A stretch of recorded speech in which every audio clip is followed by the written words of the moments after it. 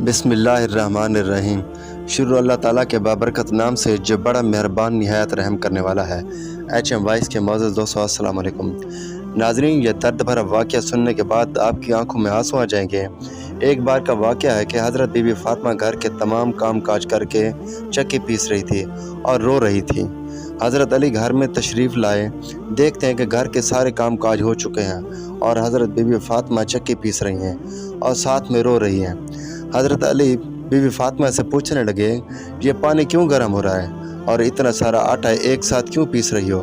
बीबी फ़ातिमा रो कर फरमाने लगी, ऐ मेरे प्यारे शोहर, आज मैंने एक ख्वाब देखा है कि मेरे अब्बू जान किसी चीज़ को तलाश कर रहे हैं। मैंने उनसे पूछा, ऐ अब्बा हुज़ूर, आप किस को तलाश कर रहे हैं?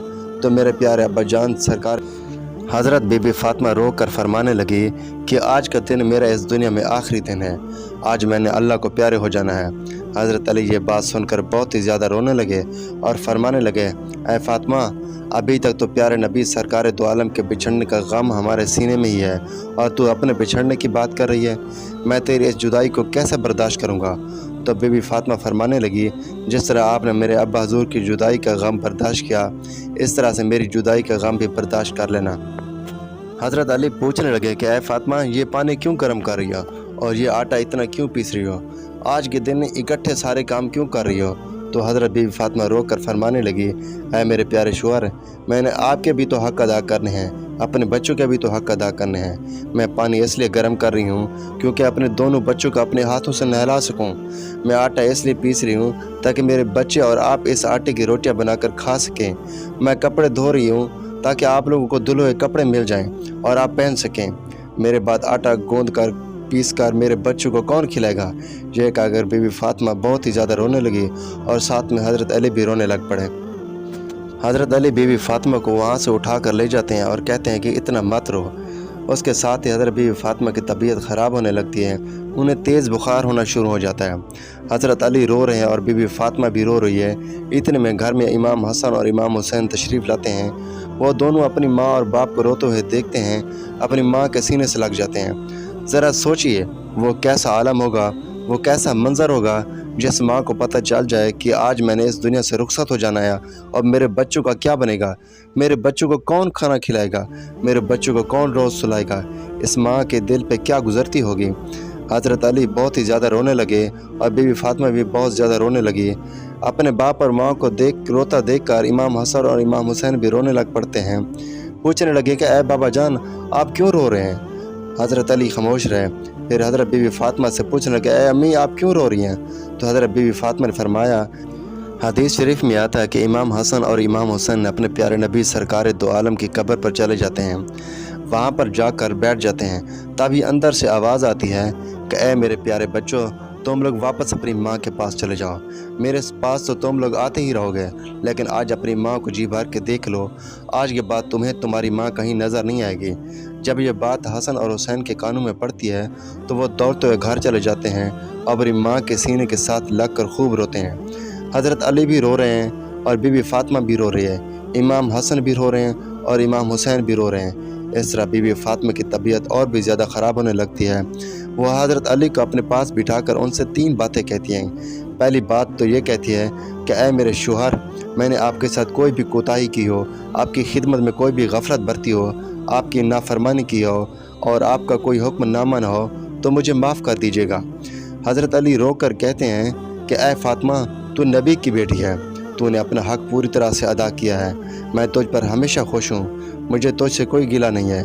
बीबी फ़ातिमा दूसरी बात कहती है कि ऐ मेरे प्यारे शोहर, जब मैं इस दुनिया से वफ़ात पा जाऊँ, आपने दूसरी शादी करनी हो तो कर लीजिएगा। मेरे बाद मेरे बच्चों को मेरे जितना प्यार भी दीजिएगा, इनको माँ की कमी महसूस ना होने दीजिएगा। और बीबी फ़ातिमा की तीसरी बात आपको भी हैरान कर देगी।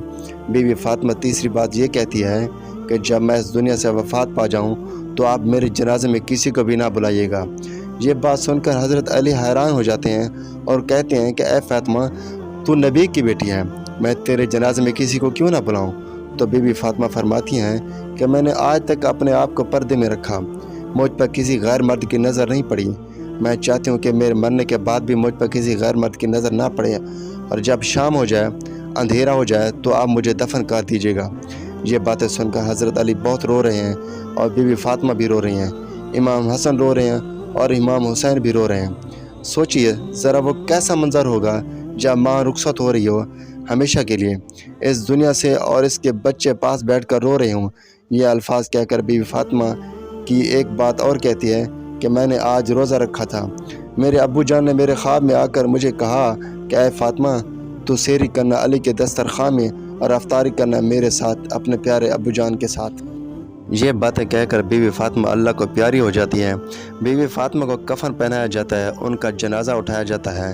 روایات میں آتا ہے کہ جب بیوی فاطمہ کا جنازہ اٹھایا جاتا ہے تو ایک طرف سے حضرت علی کاندھا دیتے ہیں اور دوسری طرف سے امام حسن کاندھا دیتے ہیں، اور تب جب وہ جنازہ اٹھانے لگتے ہیں ایک صحابی پہنچ جاتے ہیں جن کا نام حضرت ابو ذر غفاری ہوتا ہے۔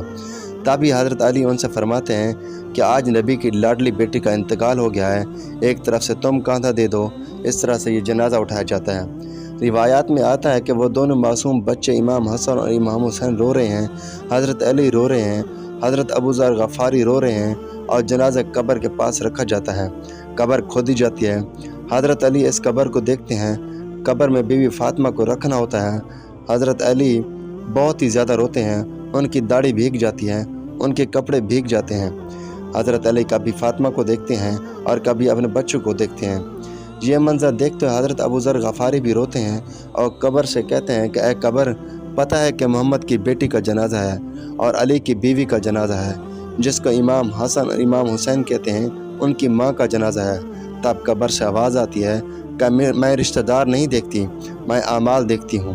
یہ جو آواز آئی تھی وہ بیوی فاطمہ کے لیے نہیں تھی، کیونکہ بیوی فاطمہ تو بخشائی تھی، وہ جنت کی عورتوں کے سردار تھی۔ بیوی فاطمہ ہر گناہ سے پاک تھی۔ یہ آواز تو ہم جیسے لوگوں کے لیے تھی جو گنہگار ہیں۔ بی بی فاطمہ کو قبر میں دفنایا گیا اور حضرت علی اپنے دونوں بچوں کو سینے سے لگا کر وہاں قبر کے پاس بیٹھے کافی دیر تک روتے رہے۔ دونوں پیارے بچے بھی کافی دیر تک روتے رہے اور اپنی ماں کو یاد کرتے رہے۔ وہ ہمارے پیارے نبی کا گھرانہ تھا، وہ تو بخشے لوگ تھے، جنتی لوگ تھے، جنت کے لوگوں کے سردار تھے۔ نافرمان لوگ تو ہم ہیں جن سے قبر ہزاروں سوال کرے گی کہ کون سے اعمال لے کر آئی ہو ہمارے پاس۔ اللہ تبارک و تعالیٰ سے دعا ہے کہ اللہ تعالیٰ ہم سب کو نیک اعمال کرنے کی توفیق عطا فرمائے اور قبر کے عذاب سے بچائے۔ تو ناظرین، یہ تھی ہماری آج کی ویڈیو۔ اچھی لگی ہو تو چینل کو لائک کریں، سبسکرائب کریں تاکہ ہر آنے والی اسلامک ویڈیو سب سے پہلے آپ تک پہنچیں۔ اگلی ویڈیو میں پھر ملیں گے۔ اللہ حافظ۔